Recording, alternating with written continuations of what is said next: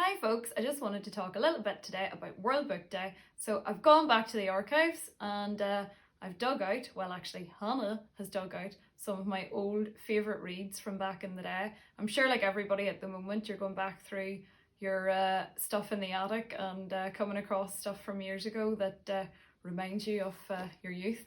And certainly we've had a few memories dug up for ourselves in the past couple of days, Hannah, haven't we? Mm-hmm. So we're starting off with talking about one of my favourite books when I was younger, Under the Hawthorn Tree, written by the fantastic Irish writer Marita Conlon McKenna. So of course this is a book talking about the life of children during the famine in Ireland back in the 1800s, but it's written in a very child-friendly way, and I just remember this book in primary school being one of my absolute favourites, and I know you read a lot of the books in this series as well, Hannah. There's a series of them, isn't there? You're right, I did. And whilst this is your favourite one, the second one, which details one of the children's journey over to America and them finding work, that one is my favourite. Yeah, so. I know. No, they were great. They were absolutely brilliant books. So I'd highly recommend if you've got kids or young readers in the house, the Under the Hawthorn series by Marita Conlon McKenna is fantastic. Unfortunately, I can no longer read hard copy print myself due to my visual impairment, but I'm going to talk a little bit later about how I have changed my reading habits in the recent years because of that. So I'm now going to talk a wee bit about another book which is a favourite of mine, and of course this was turned into a TV series back in the day as well, for Animals of Farthing Wood. So again, it was a fantastic book and a fantastic series which really got I suppose kids to learn about animals and just about the environment and the importance of the environment. So again, I was going to say it's what always stuck out for me was the destruction of mankind. So I think that's why we're all ardent environmentalists in this household. Well, that's if we don't fall out over who takes out the recycling. But Animals of Farthing Wood, another brilliant read, so definitely recommend that one. And on this World Book Day, the other thing that I really want to talk about is how I now read due to my visual impairment. Obviously, reading books is no longer possible, and anyway, my reading habits have changed slightly from the kids' books, funnily enough. And today I normally consume my books, like a lot of people do now, through using audio books instead. So I know I have an Audible account and I use my Alexa. In fact, she's working away there in the background. I use my Alexa a lot to consume audiobooks now, and I think you're quite a fan of the audiobooks as well, aren't you? Yeah, I have an Audible subscription and I listen to a new book every month. Last month it was The Dutch House. I think it was by Anne Pratchett, and now I'm listening to The Kite Runner. 2 books I highly recommend.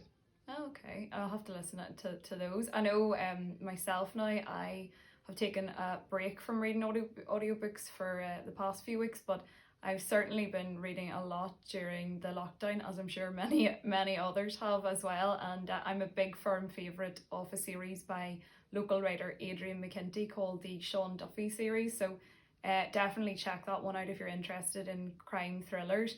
I'd also highly recommend the books of Harlan Copen, who's an American writer, again in the crime thriller genre, and also the series DCI Ryan, which is by L.J. Ross, and again it's another crime series. There's a bit of a theme emerging here, really, isn't it? I don't know whether it's the crime or it's not really that I'm interested in the gory stuff at all. It's just the suspense and the thriller type feel, at least that's what I'm telling you. No, it's I really do enjoy that genre, and I think it's always just that classic whodunit.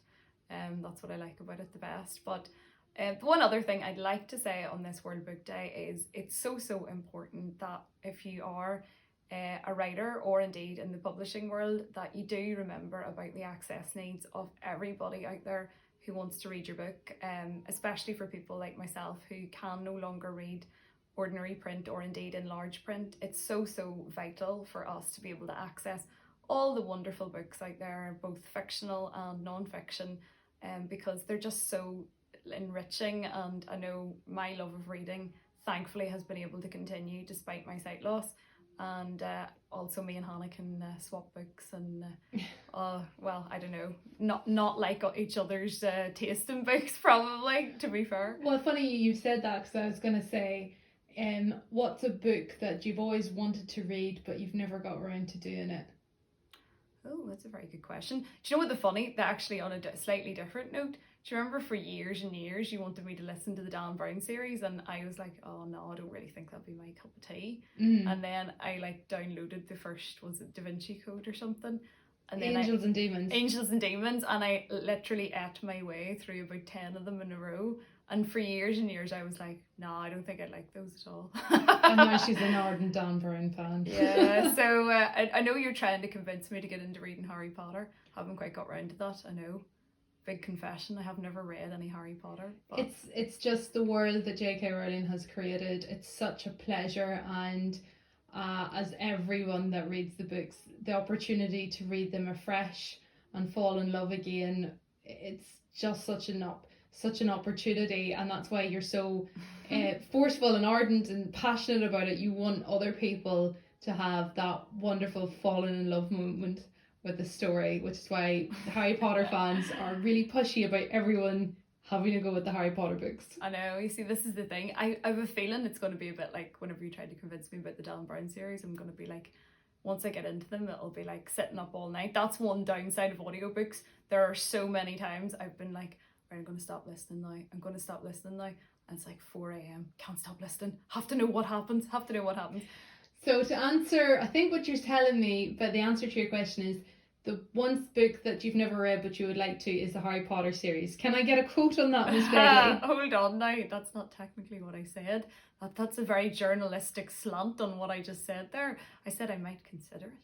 That was a very political answer, I know. Okay, well look, thanks for listening folks, and I hope you have a great World Book Day, and remember that reading is a fantastic experience that should be available to everybody. So if you do have a hand in writing or publishing, or indeed any kind of production around Audible books, I do very much urge you to continue to make all information available to everybody, because we can all enjoy books no matter what our access needs are. And yeah, keep reading and getting a bit of escapism, because we all need that at the moment.